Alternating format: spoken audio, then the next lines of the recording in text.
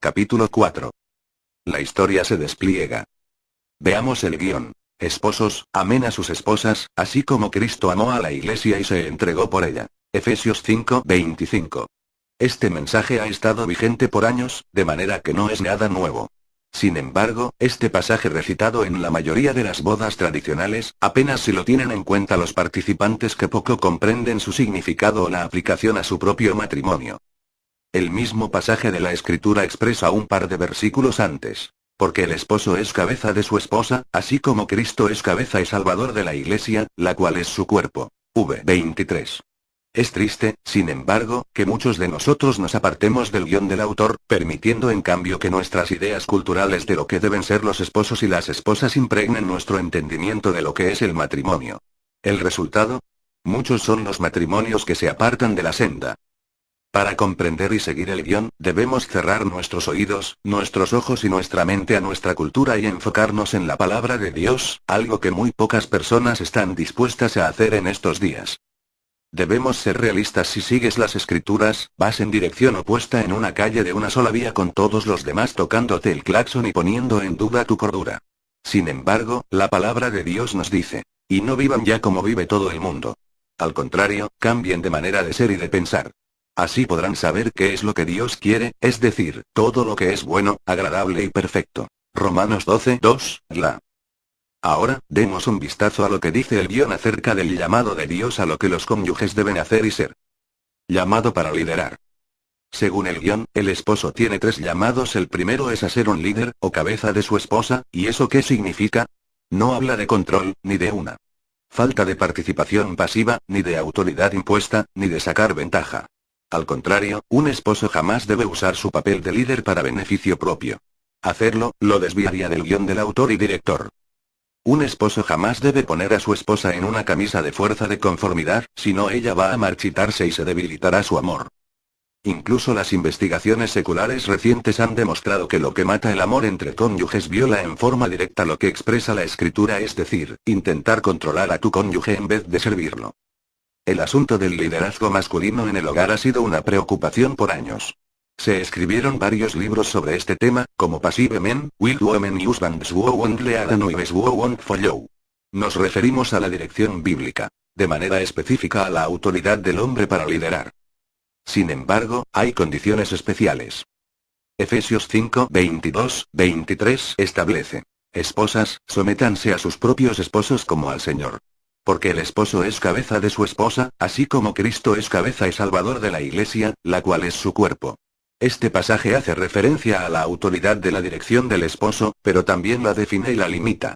La analogía de la relación de Cristo con la iglesia como base de la dirección del esposo significa que la única oportunidad que tiene el derecho de ejercer la autoridad familiar es cuando lo hace de manera coherente con la naturaleza y el propósito de Cristo.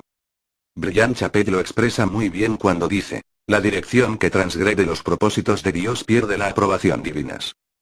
Los motivos de un hombre para liderar espiritualmente un matrimonio a veces pueden confundirse, pero cuando él permite que Dios lo guíe y cuando su corazón está abierto a Dios y a sus propósitos, su dirección recibe el apoyo divino. Oh. ¿Cómo se ve esa clase de liderazgo en términos prácticos? La autoridad que Dios les da a los hombres para guiar se edifica en el servicio.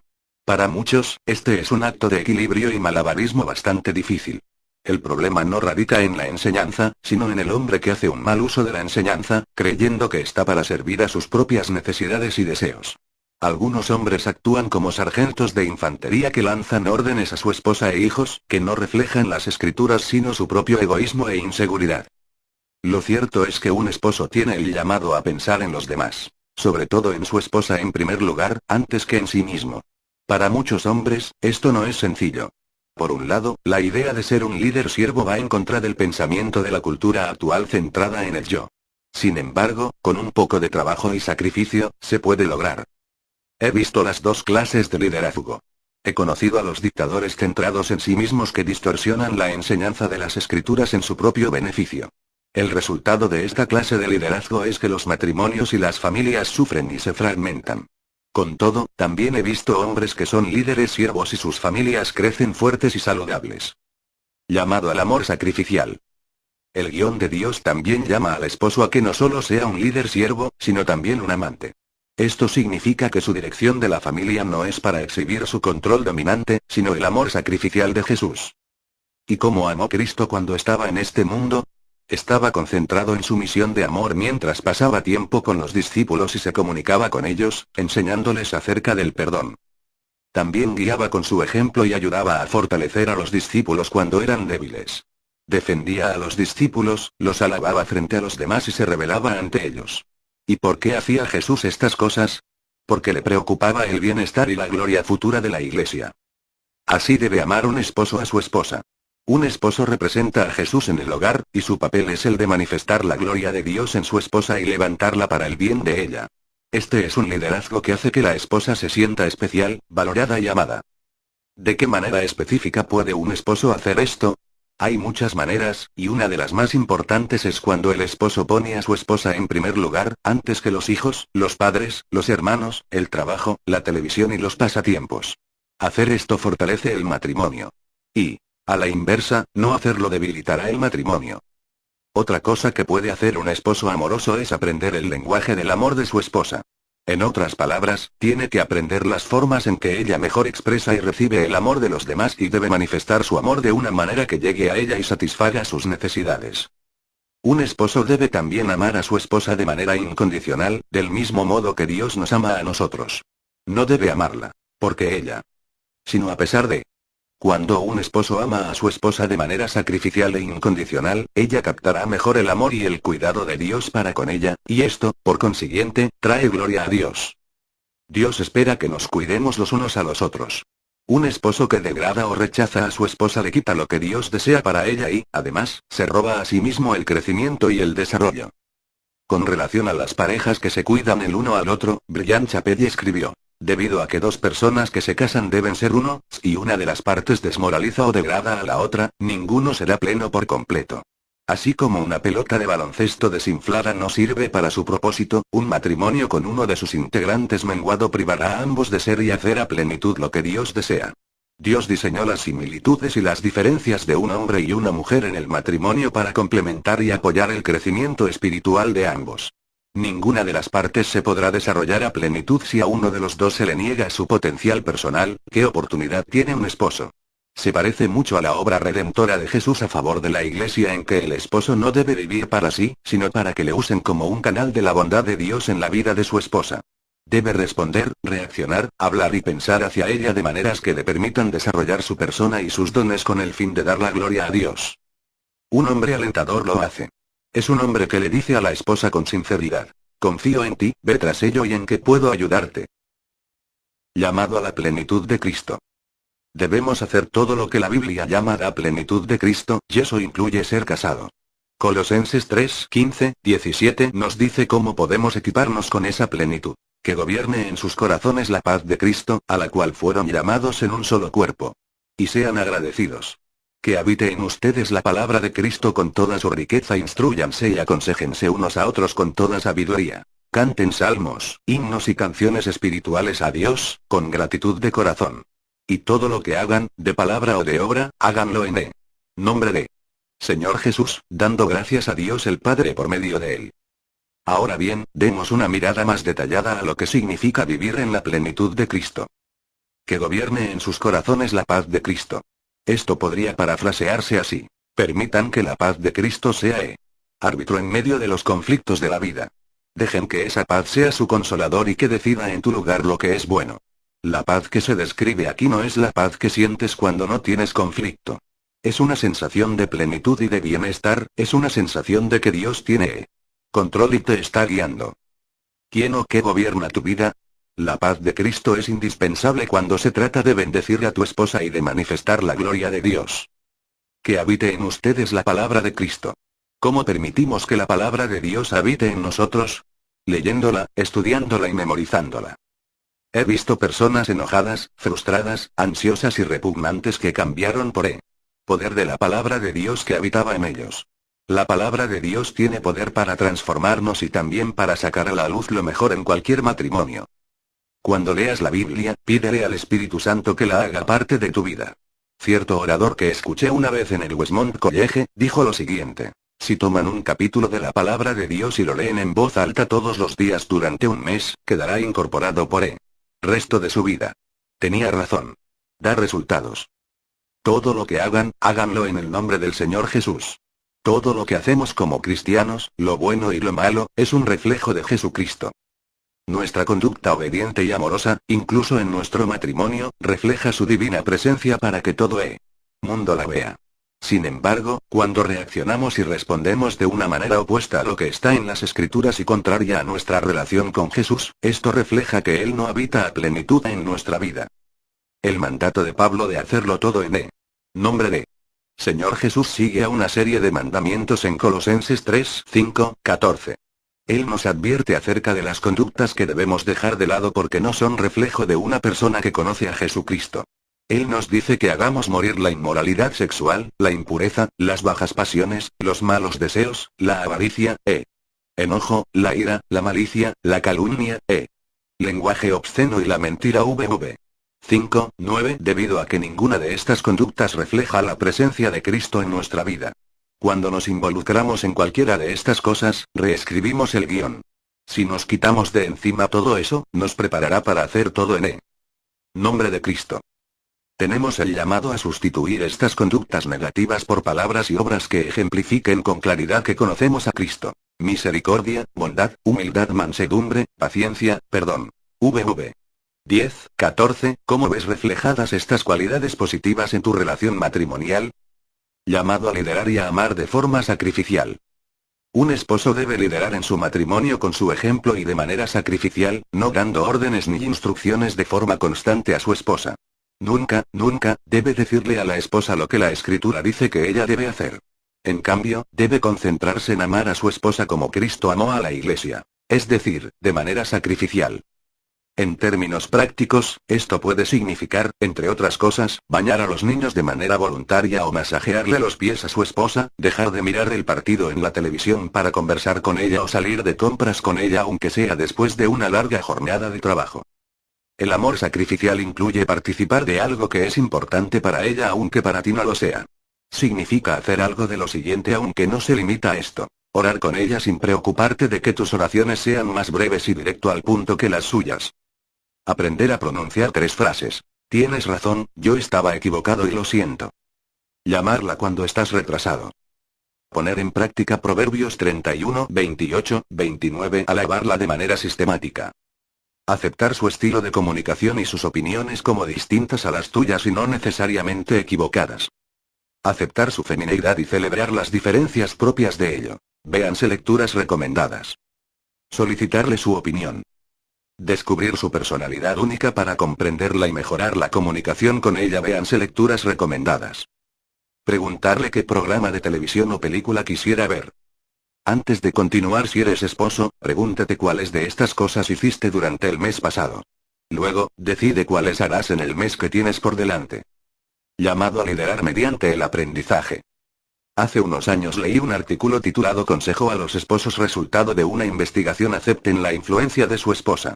Este estudio demostraba que los hombres que disfrutaban de un matrimonio más feliz y estable eran también los que escuchaban las sugerencias y preocupaciones de su esposa y las ponían en práctica. Estos eran hombres dispuestos a aprender, cambiar y crecer. Lo he comprobado por experiencia propia. Con los años, aprendí que mi esposa tiene dones innatos de conocimiento, percepción y capacidades que no tengo yo. Quizá por eso el apóstol Pedro escribiera: esposos, sean comprensivos en su vida conyugal, tratando cada uno a su esposa con respeto. Primera de Pedro 3, 7, lo que sencillamente significa que los esposos tienen el llamado a comprender a su esposa, su manera de pensar, su respuesta emocional y lo que necesitan para sentirse amadas y plenas en el matrimonio. No sé por qué muchas veces escucho decir a los hombres: no entiendo a mi esposa. Mi respuesta es rotunda: puedes aprender. Como hombres podemos ser mucho peor que simples desconocedores del sexo opuesto, quizá no tengamos idea.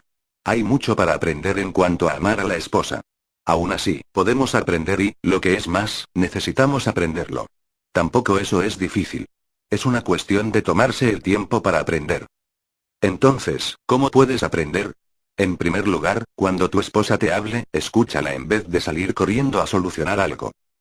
Los hombres solemos ocuparnos de reparar las cosas cuanto antes cuando nuestra esposa lo que desea es que escuchemos cómo ella se siente en esa situación. Por esa razón, deberíamos tomarnos el tiempo para preguntarle, ¿es un momento para reparar algo o es un momento de aprendizaje? Esto va en contra de la mayoría de los hombres. Pero he aprendido que escuchar es con frecuencia una de las mejores maneras de reparar las cosas.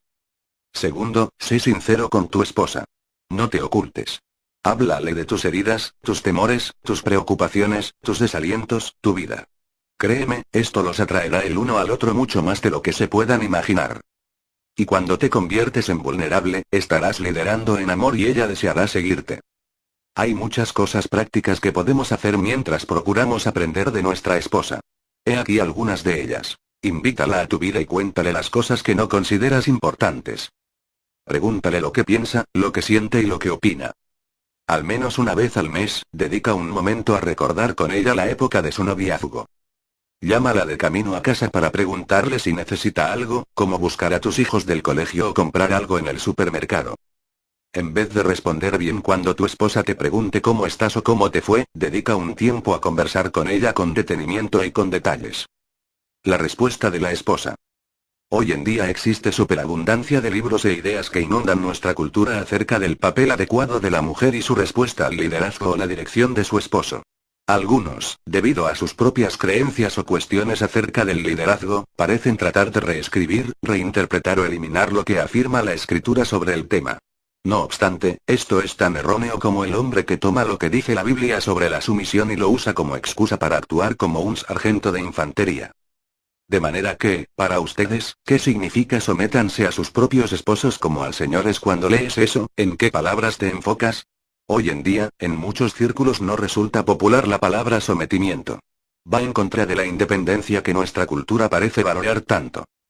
Sin embargo, la expresión clave en este versículo no es sométanse, sino que es como al Señor.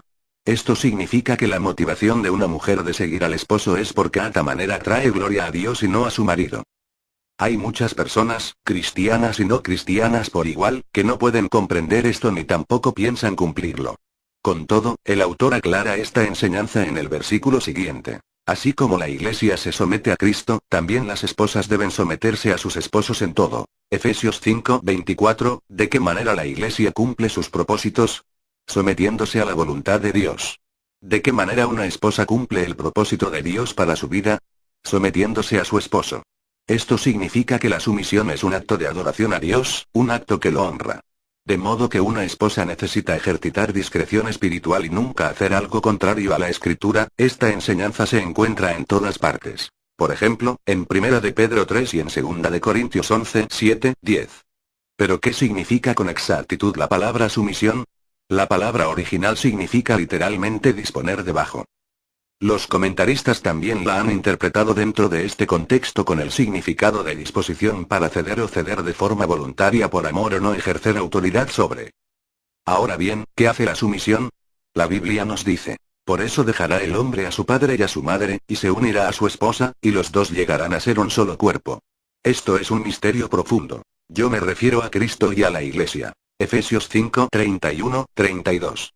La sumisión es parte de la identidad de este versículo. Significa que en el matrimonio piadoso y bíblico, cada cónyuge se entrega a sí mismo por el bien del otro. Dios tiene un propósito para tu matrimonio y para ti como persona, pero nada sucederá si no te ocupas de la satisfacción del otro. Así como el esposo ayuda a que su esposa sea un ser completo, la esposa colabora en que su esposo también lo sea. Algunos hombres afirman, no necesito que mi esposa me complemente. Sin embargo, Dios dice lo contrario. Él dice que tú como esposo necesitas que tu esposa te ayude y que Él le pide a ella que te dé el apoyo y el cuidado necesario para que tú puedas hacer aquello para lo cual te llamaron. Ella tiene dones que te complementan y esto te hace crecer como un hombre piadoso.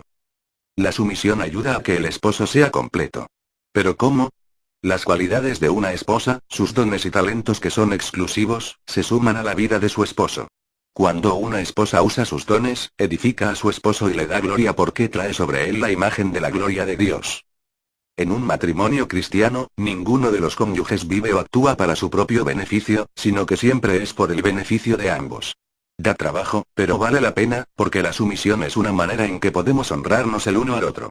Con todo, al hacerlo debemos recordar dos cosas. Primero, todos necesitamos someternos por el bien de los que Dios ha puesto en nuestra vida. Segundo, esta aparente contracultural respuesta de sumisión a los demás no daña nuestro valor o valía. Respeto lo que necesita todo hombre. Hace unos años había un anuncio en televisión de cierta cera para automóviles. Una mujer estaba dispuesta a vender su automóvil que se veía viejo, gastado y sin brillo, de manera que nadie lo miraría dos veces.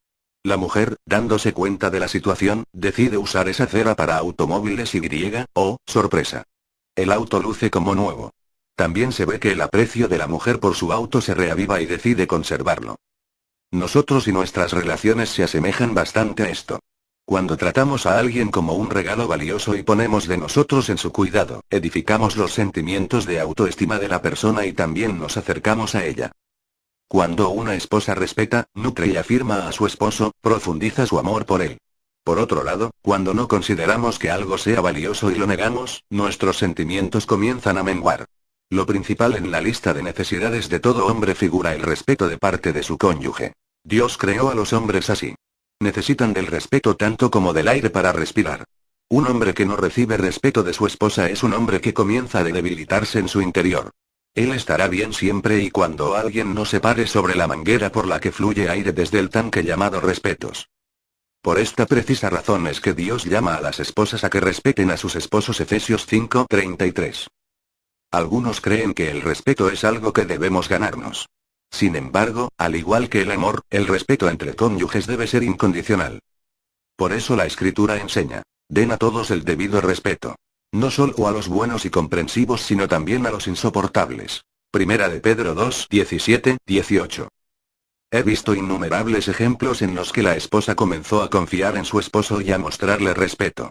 El esposo, en respuesta, comenzó a cambiar tanto en su manera de pensar y creer como en su manera de tratar y actuar con su esposa.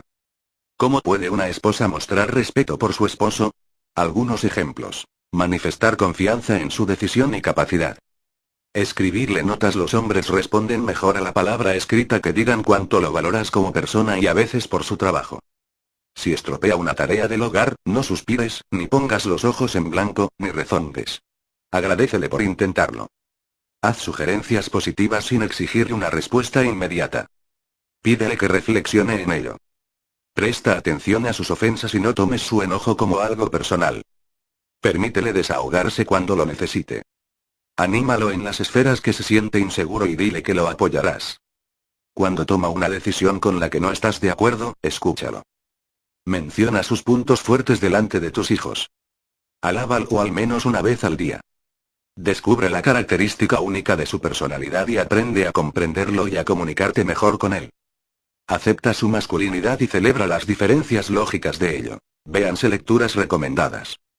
Si eres esposa, pregúntate cuáles de estas cosas hiciste durante el pasado mes en un esfuerzo por manifestarle respeto a tu esposo. Luego, proponte hallar la manera de hacer estas cosas durante el mes siguiente.